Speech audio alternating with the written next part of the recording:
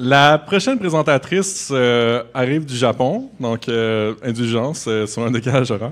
Mais elle avait quand même une longueur d'avance. Elle est déjà assistée à un événement Bistro Brain et une de ses étudiantes, Gaëlle La Jeunesse, est coordinatrice du comité de Sherbrooke de Bistro Brain. On lui met pas la barre haute, sauf que son nom, c'est Isabelle Laforêt-Lapointe et elle est professeure en biologie et titulaire de la chaire de recherche du Canada en écologie microbienne appliquée et également maman d'une merveilleuse petite fille. Durant les 12 prochaines minutes, elle nous explique ce qu'est un microbiome et départage science à l'appui si c'est une bonne ou une mauvaise affaire. Merci de l'accueillir.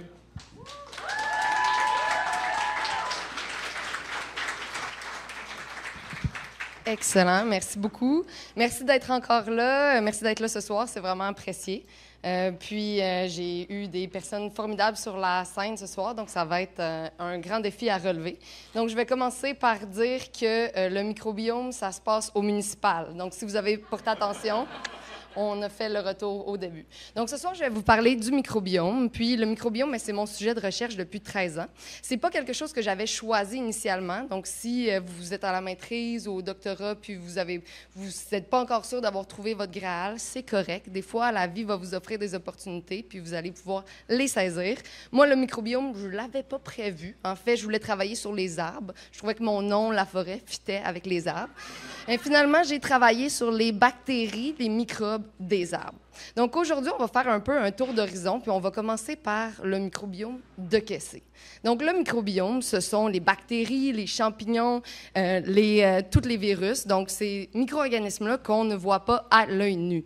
Donc le microbiome, en fait, il y en a un peu partout. Hein? On peut regarder autour de nous, il y en a dans notre bouche, dans notre intestin.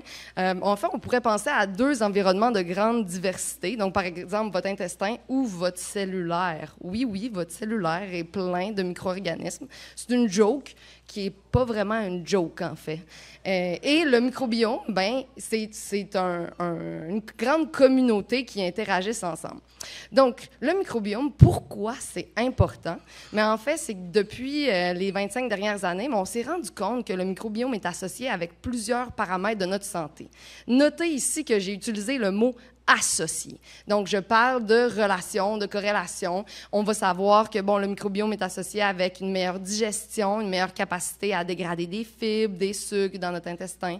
Ça peut être aussi associé avec certaines maladies. On connaît plusieurs pathogènes qui vont causer des effets négatifs. Mais de plus en plus, on comprend même que le microbiome, c'est un organe fantôme pour l'humain. Donc, ça serait associé avec notre santé gastro-intestinale, qui serait aussi associé avec comment on se sent. Hein? Quand on ne se sent pas bien au niveau gastro-intestinal, on ne se sent pas très bien dans notre comportement. Donc, le microbiome pourrait avoir un effet même jusqu'à nos agissements. Donc, à main levée, sait-on tout du microbiome? Qui pense qu'on sait tout du microbiome? Excellent, vous avez compris la question piégée. Qui pense qu'on ne sait pas tout du microbiome? Bravo, vous êtes des champions, 100%. Donc, on ne sait pas tout du microbiome, mais on connaît certaines choses et on va faire un tour aujourd'hui. Et quelque chose qui est vraiment important que j'enseigne dans mon cours de biostat de première année, c'est qu'il faut agir comme Nemo dans la matrice, il faut mettre nos lunettes d'esprit critique. Donc, c'est bien le fun, la vulgarisation, c'est important, mais parfois, quand on fait de la vulgarisation, on a tendance à faire des raccourcis psychologiques, philosophiques pour expliquer des choses, puis on perd des fois un petit peu la finesse dans la précision de nos faits scientifiques. Donc, ce soir, je vous invite à faire comme Néo, puis mettre vos lunettes d'esprit critique. Donc, les microbes, le microbiome, c'est constitué de quoi? Des héros ou des vilains? Bien, en fait, c'est un peu les deux. Nous, êtres humains, on aimerait ça mettre des étiquettes à un peu tout le monde. Toi, t'es gentil, toi, t'es pas gentil. Mais en fait, les microbes, c'est un peu des deux. Dans certaines circonstances, ils peuvent être tout à fait inoffensifs et dans d'autres, être des pathogènes quand même importants. On peut s'imaginer que le microbiome, c'est un peu comme l'univers Marvel. Ça finit jamais. Il y en a tout le temps des nouveaux personnages, il y en a qu'on aime beaucoup, il y en a qui sont gentils, il y en a qui se transforment. Puis plus on les étudie, plus on comprend qu'on les comprend pas vraiment. Puis, en plus de ça, on a tendance à vraiment s'intéresser à certains d'entre eux en particulier. Pour le microbiome, c'est les bactéries. Imaginez, des années 80, on commence une première étude sur une bactérie, Spider-Man, on fait une sequel, une autre, encore, plusieurs, on n'a jamais fini. Bref, le microbiome, c'est un peu la même chose, les bactéries à l'infini. Oui, c'est intéressant, on a acquis énormément de connaissances, on en a des systèmes modèles, mais il faut aussi s'intéresser aux autres micro-organismes comme les champignons, les virus, qui interagissent avec les bactéries. Donc, comment l'étudier, ce microbiome-là? Est-ce que c'est facile? On pourrait penser qu'on pourrait simplement le faire pousser, comme une plante, on lui donne qu'est-ce qu'il a besoin, par exemple des bons nachos, une bière, il est content, on le fait pousser. Mais en fait, les micro-organismes, c'est un peu capricieux. En laboratoire, on va essayer de les faire croître sur une gélose, on va lui donner des sucres pour qu'ils puissent pousser. Il y en a certains qui sont très contents avec ça.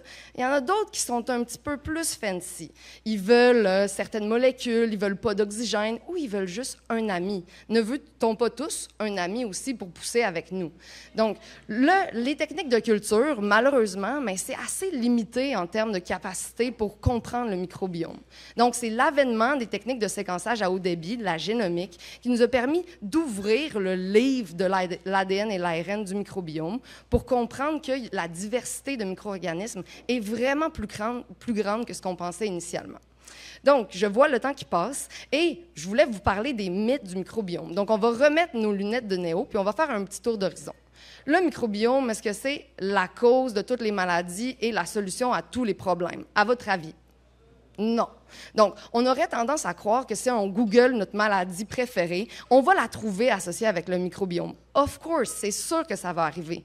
Mais en fait, la plupart du temps, même s'il y a une association, ça ne veut pas dire que le changement dans le microbiome est associé avec la maladie. Donc, il faut toujours se rappeler que, malheureusement, la science n'est pas encore en mesure, dans tous les cas, de démontrer une causalité, un effet de changement du microbiome.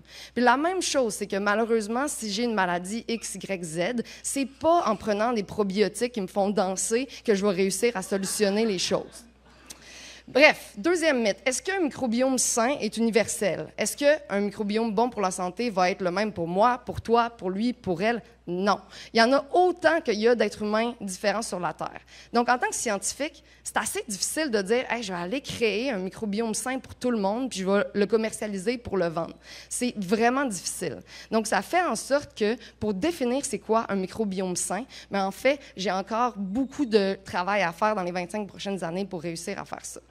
Troisième mythe, plus de bactéries égale mieux.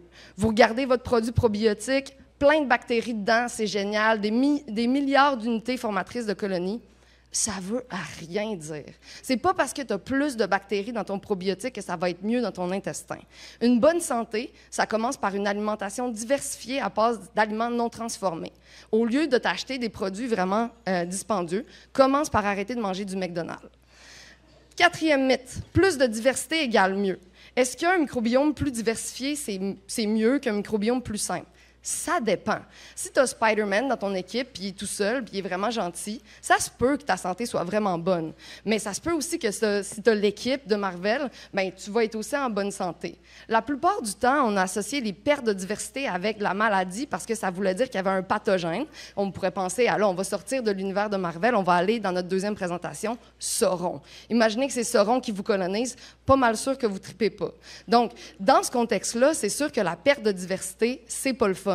Mais dans certains contextes, avoir un Spider-Man, c'est en masse pour être en bonne santé. Ça dépend des circonstances. Cinquième mythe. Stériliser son environnement protège la santé. On a tendance à vouloir nettoyer à peu près tout autour de nous, garder nos enfants en dessous des cloches de verre. Mais en fait, ce qu'on sait, c'est que c'est vraiment important d'entrer en contact avec un milieu diversifié, surtout en début de vie. Donc, la pinte de lait achetée chez le producteur local, peut-être que c'est bon pour la santé. Aller prendre une marche en forêt, souvent, c'est sûrement bon pour la santé. Donc, stériliser son environnement, c'est pas la solution à tout. Bien sûr, on veut éviter d'attraper la COVID ou d'autres maladies, mais on peut aussi essayer d'avoir un environnement qui est sain, qui n'est pas stérile. Finalement, dernier mythe, est-ce qu'il existe un microbiome du cerveau et du placenta? Non.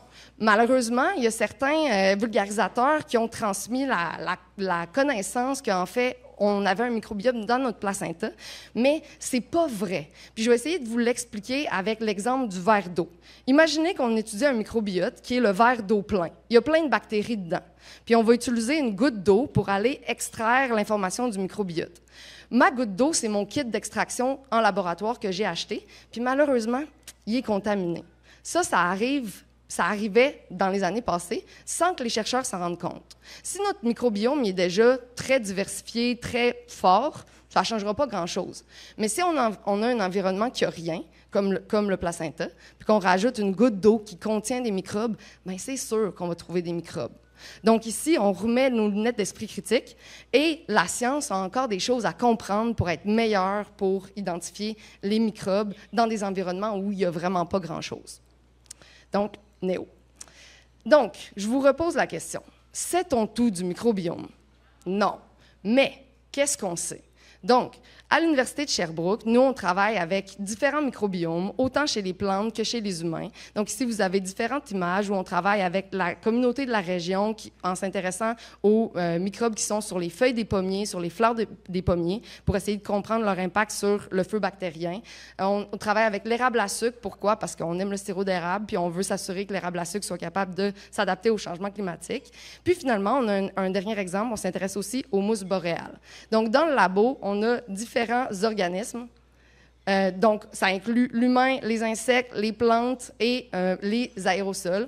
On va utiliser des techniques de travail de terrain, de séquençage, de culture en laboratoire pour essayer de comprendre qui est présent dans le microbiome, autant des bactéries que des champignons puis des virus. Puis, on va utiliser la visualisation et la vulgarisation pour essayer de transmettre ces connaissances-là.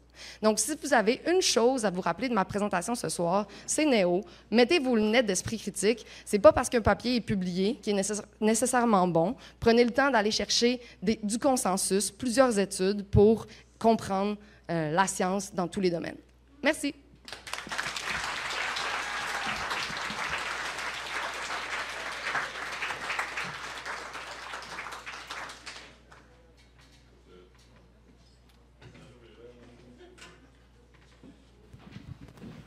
Salut. OK. Hey, félicitations! C'était vraiment... on est arrivé à 10 minutes et demie. Je sais pas, tu avais l'air d'être inquiète sur le timing, mais on avait du delivery, on avait du timing de la répartie. Est-ce qu'il y a des gens qui veulent donner la réplique à Isabelle puis poser des questions? Oui? Première arrivée, première... Oh. J'avais une question au niveau de... Tu sais, tu as parlé de probiotiques, puis au niveau des antibiotiques. Justement, est-ce que parfois il y a l'utilisation de probiotiques ou ce genre de produits qui seraient utiles ou non, par exemple avec les antibiotiques? Donc, la question est, est-ce que l'utilisation de probiotiques suite à des traitements d'antibiotiques pourrait être utile? Bon, premièrement, je ne suis pas médecin. Deuxièmement, je ne suis pas non plus nutritionniste, d'accord? Je suis simplement une chercheure du microbiome. Donc, ce que je veux dire est à prendre avec un grain de sel. Ce que je veux dire, c'est, imaginez-vous un jardin qui n'a pas encore été semé en début de saison. Vous ne voulez pas avoir des pissenlits dedans, bien peut-être que c'est avantageux de semer quelque chose. Même affaire après des antibiotiques. Si vous avez suivi un traitement antibiotique, vous pouvez faire un effort pour avoir une alimentation diversifiée. C'est nettement plus puissant qu'un achat de probiotiques. On s'entend que la plupart des probiotiques, c'est 2-3 souches, that's it. Ça ne va pas changer la réinoculation que tu vas faire par toi-même avec une diète variée. Après ça, tu peux avoir des circonstances particulières qui t'empêchent de manger diversifié. Ça, c'est autre chose. Donc, les probiotiques, c'est sûr que ça serait idéal d'être en mesure d'en développer des très diversifiés, très efficaces. Mais il faut se rappeler que les probiotiques, ce n'est pas des médicaments, c'est des aliments. Puis la plupart des souches qu'on rajoute dedans, il faut vraiment qu'on ait démontré qu'ils en aucune circonstance sont capables de causer des effets négatifs. Donc, c'est vraiment ardu d'en développer des égales à notre diversité intestinale. Donc, ce que je dirais, c'est, en fait, ton comportement, ta diète, c'est pas mal ton meilleur probiotique. Merci. Hey, ça, c'est dur à dire. Diversité intestinale, puis tu l'as fait vite. On avait une deuxième personne proche du micro. Tantôt, elle est partie?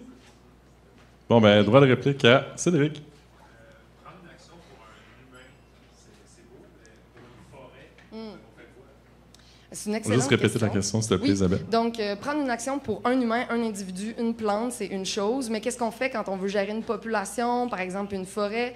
Donc, dans les circonstances, il y en a des façons de faire. On peut épandre à grande échelle, mais il faut être capable de produire de façon massive, puis d'épandre à travers des moyens massifs aussi, comme par exemple des avions. Dans certaines circonstances, s'il y a, par exemple, chez les pommiers, on peut épandre, on peut pulvériser 2 souches de levure qu'on va mettre au début du printemps, en mai, pour contrer l'arrivée du feu bactérien. Donc, à l'échelle d'un verger, par exemple, on peut pulvériser ces souches-là pour aider de façon probiotique à contrer le pathogène. À l'échelle d'une forêt, ben là, c'est la même chose. Il faudrait être capable d'épandre, de produire et d'épandre à grande échelle. Merci. Temps pour une dernière question. Oh, Julie. Ouais. Donne l'exemple au micro. Non? OK. Non, je te niaise. Je t'entends. Je vais répéter.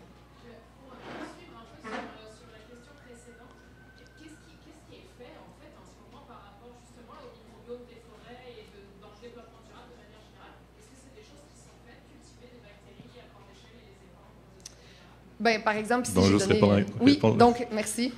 C'est difficile de tout se rappeler, là. Il faut se souvenir que je suis jet Ouais, lag. je fais la même erreur. La question était, au niveau des forêts, est-ce qu'on a commencé à développer, par exemple, des inoculums qui seraient bons pour les forêts, pour l'adaptation au changement climatique, etc.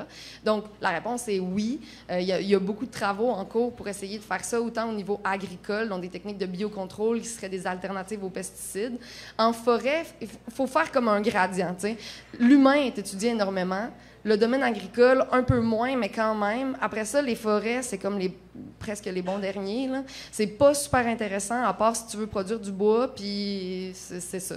Fait que les circonstances d'étude du microbiote des arbres, c'est pas mal restreint à quelques laboratoires, dont le nôtre. Mais nous, à l'Université de Sherbrooke, dans les nouvelles serres, on a des petits érables à sucre qui poussent, puis qu'on a inoculés avec différentes bactéries puis champignons qui viennent de différents sols le long d'un gradient vers la forêt boréale. Puis notre but, c'est de montrer quel est l'effet de ces sols-là, ces inoculums-là, sur, ça aussi c'était difficile, sur la croissance de l'érable à sucre, dans le but de comprendre comment il va s'adapter au changement climatique en fonction de ses interactions avec son microbiome. Des réponses complètes à des questions simples. Merci beaucoup, Isabelle.